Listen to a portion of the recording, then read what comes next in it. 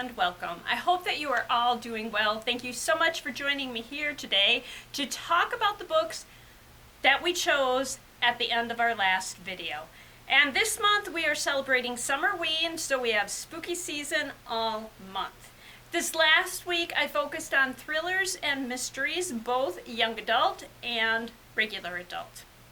And at the end of the last video I selected The Writing Retreat as the thriller, and We Did Nothing Wrong as the YA thriller. And we are going to talk about both of those books today, but also, as I mentioned, I will be adding other books in the same genre every week. And so I also read Riley Sager's The Only One Left and That's Not My Name by Megan Lally.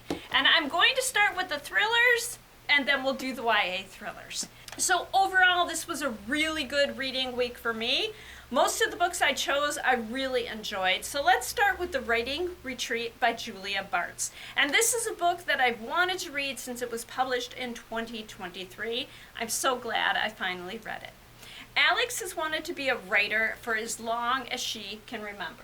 She and her former best friend, Ren, used to dream of the day where they would both be writers. And they've both been inspired by the same author, Rosa. Unfortunately, Alex and Ren have had a falling out, and neither of them has handled it well. Alex has been obsessing over it. And what makes it worse is that most of their shared friends have abandoned Alex. Rosa is hosting a writing retreat that both Alex and Ren have applied to. Neither was selected until one of the participants had to drop out, and then they were both selected to replace her. Alex's writing dreams are coming true at the same time as her worst nightmare. She and Alex are going to be in the same place for a month. And Rosa surprises all of the participants on the first night of the retreat by telling them that they are expected to complete a novel in the next month. And the best one will be rewarded with a publishing contract. But as the retreat continues, something is not quite right. The mansion is rumored to be haunted, and strange things are going on around them. Then during a snowstorm, one of the participants disappears, and Alex realizes something is very wrong. This book is fast-paced, and just to clarify, it is not a feel-good book about people being on a writing retreat together. It's messy and it's twisted. So The Only One Left by Riley Sager, and I will be completely honest here, Riley Sager has been a hit and miss author for me. I either really like the book or I don't like it at all. This was one that I liked, and it was brought to my attention by a patron who didn't like the book and was explaining to me why she didn't like it, and I was so interested by the story that I decided I would read it. Kit is a caregiver in a small town in Maine, and she's returning to work after a 6-month suspension that was imposed because one of her patients died by overdose after Kit left the medication in the patient's room. The patient was Kit's mother, and now Kit is at the center of her town's biggest controversy since the 1929 Hope family murders. Murders that everyone believes were committed by the only surviving member of the Hope family, Lenora. The murder is so infamous that there is a children's nursery rhyme about it. Because Kit's boss believes that she outright killed her mother, he doesn't want her returning to work, so he assigns her to the patient that nobody wants to work with, 71-year-old Lenora Hope, who has been incapacitated after a series of strokes. The same Lenora that everyone believed killed her family. Only at 71, she cannot walk, she cannot talk, and she only has the use of her left hand. Kit learns that the previous caregiver, Mary, left in the middle of the night without telling anyone. There are strange sounds coming from Lenora's room at night and rumors that the house is haunted. In fact, Mary believed the house was haunted by Lenora's sister. After being there for a while, Kit begins to wonder if the house is in fact haunted.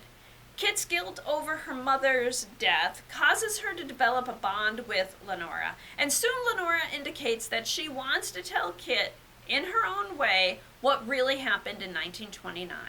The story is slowly revealed, but before the ending, Lenora decides to stop telling Kit the story. Kit learns that Lenora was telling Mary the story of what happened before she disappeared. Is this why Lenora has stopped telling Kit, or is it because she doesn't want to reveal that she's really guilty? Is Mary missing because Lenora told her too much? And what really happened to the Hope family and to Kit's mother? There are a couple of plot points that are a little unbelievable, but it's an interesting read. If you're looking for fiction books that are similar to these two, I'd suggest anything by Riley Sager, including Middle of the Night. Ethan returned to his childhood home to take care of it after his parents moved to Florida. And it's weird to be back, especially since his best friend Billy disappeared one night while he and Ethan were camping in his backyard. Now Ethan senses Billy's presence, and odd occurrences make him think Billy has returned. Middle of the Night is a gripping mystery about loss and healing. Other authors to consider for similar reads are Ruth Ware and Megan Miranda. Now onto the YA thrillers, and we will start with We Did Nothing Wrong by Hannah Jayne. Delia and Diana are best friends. They're so close that family and friends refer to them as D and D. They both want to go to college. Delia wants to be a scientist. Diana dreams of being a Supreme Court justice. One difference between them is that Delia's parents can pay for her college. Diana's parents cannot. So Diana competes in beauty pageants to earn scholarships and to earn money for college. Because of this, Diana must pay attention to her appearance, her clothing, her shoes, her hair. She also needs to be very aware of her brand and her social media presence. Another difference between them is that Delia is tired of being half of D and D. She wants to be called Leah, and this has created distance between them. This and the fact that Leah is interested in Diane's boyfriend, Eli. They're in a band together, and they are both interested in one another, and they've actually kissed. Diana doesn't know about it, and Leah is obsessing over it. She's decided to tell Diana, so Leah asks Diana to meet her at a local park at midnight to talk. Just as Leah is about to head over to the park, as she looks up and she sees Diana's bedroom light go off, Eli shows up and they spend some time together. Leah is very aware that she is quite late. She hurries to the park, but Diane is nowhere. Leah texts and gets no response. She texts one more time and then she's like, forget it, I'm going home. But the next day there's absolutely no sign of Diana. Positive that Diana has figured out what's going on between her and Eli, Leah is sure that Diana is getting back by ignoring her. Then she learns that Diana is missing. Her parents are frantic, but the police think that she's just disappeared for a couple days and she'll be back. When Diana doesn't return after a couple days, everyone is talking about her. Leah's had enough of this talk about Diana and Diana getting all the attention and everyone associating her with Diana.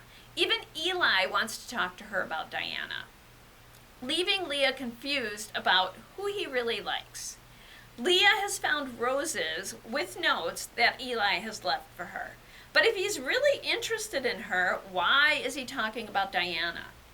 When she finds another rose with a note at the park, she wonders if the flowers were really meant for her or somebody else. We Did Nothing Wrong is a fast-paced story. The characters are at times irritating, but they're also human, with human hopes, dreams, and definitely flaws. I really struggled with Leah's choices while her friend is missing.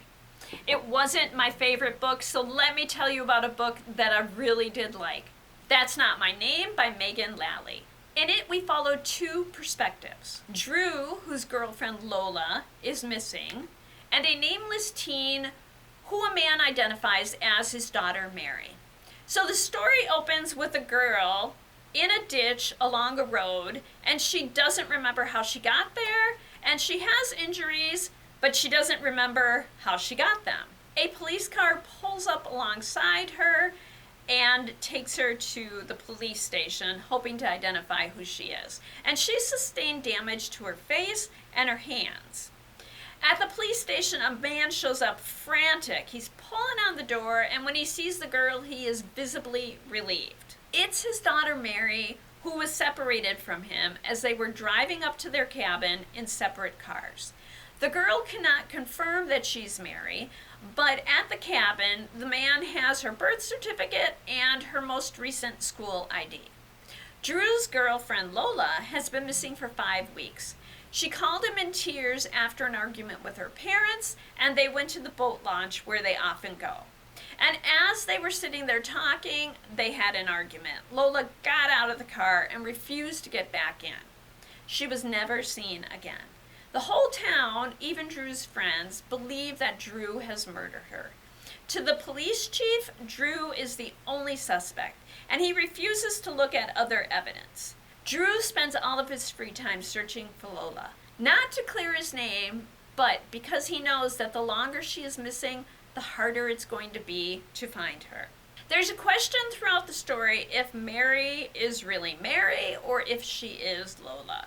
And the resolution is both realistic and emotional. That's as far as I'm going to talk about the story, but I will close this summary by saying that this story is riveting. It'll draw you in and it'll keep you reading, and you'll want to know what's going on.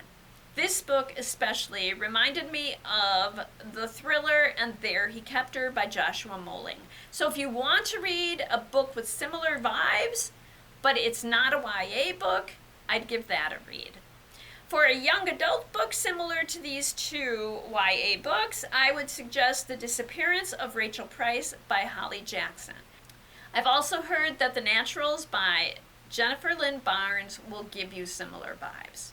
And now it is time to select my next books. And I believe next week's books are going to focus on classic mysteries. So let me pick out a couple to start. So for classic mysteries, we're going to start with an Hercule Poirot book, Murder in Mesopotamia by Agatha Christie. And we'll also try a Sherlock Holmes book, and I'm going to go with A Study in Scarlet by Sir Arthur Conan Doyle. I really wanted to include a YA book that's an adaptation or very closely related to either Agatha Christie books or Sherlock Holmes books. I've read a lot of those in the past year or two. So I decided what I was going to do was pick a middle reader book, and I decided on the Great Mouse Detective series. So we're going to read Basil and the Cave of Rats by Eve Titus. And in the video where I talk about these, I'll also include some suggestions for YA series that are similar to Agatha Christie and Sherlock Holmes. And there we are. I will return next week with classic mysteries, and later, closer to the weekend this week, I'll finally get that Explore and Create video posted and published. Until then, I hope that you enjoy all that you do and all that you read. Thank you so much for joining me today, and have a fabulous week.